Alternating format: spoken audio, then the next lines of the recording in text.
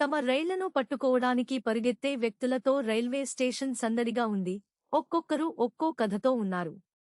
వారిలో ఒక పూజారి ఉన్నాడు.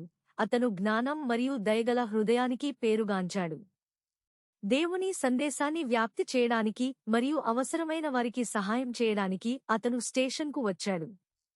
ఆయన బోధిస్తున్నప్పుడు ఒక వ్యక్తి అందమైన బట్టలు మరియు నగలు ధరించి అతని దగ్గరకు వచ్చాడు. ఆ వ్యక్తి తనను తాను విజయవంతమైన వ్యాపారవేత్తగా పరిచయం చేసుకున్నాడు మరియు అతని సంపద గురించి గొప్పగా చెప్పుకోవడం ప్రారంభించాడు. పూజారి ఓపికగా విన్నాడు, కాని ఆ వ్యక్తి దురాశతో మునిగిపోయాడని త్వరలోనే గ్రహించాడు.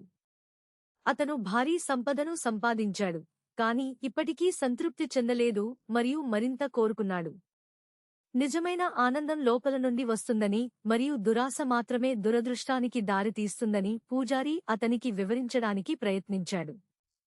కాని ఆ వ్యక్తి వినలేదు. అతను తన తదుపరి పెద్ద ఒప్పందం గురించి ఆలోచిస్తూ చాలా బిజీగా ఉన్నాడు. పూజారి అతనికి గుణపాఠం చెప్పాలని నిర్ణయించుకున్నాడు. అతను తన చిన్న బ్యాగ్ని తీసుకువెళ్లమని ఆ వ్యక్తిని కోరాడు. ఆ వ్యక్తి చేయడానికి అంగీకరించాడు. వారు నడుస్తూ పూజారి బ్యాగ్లో మరిన్ని వస్తువులను కలుపుతూనే ఉన్నాడు.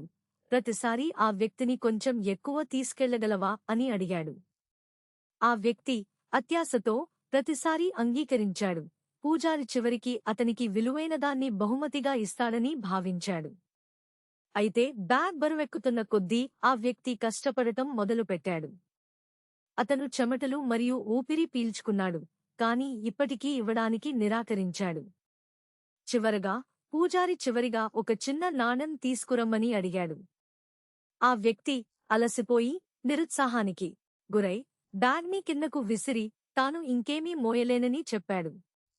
పూజారి చిరునవ్వుతో ఇలా అన్నాడు, అప్పుడే అతని సూట్కేసుల కుప్పపై రైలు పడింది.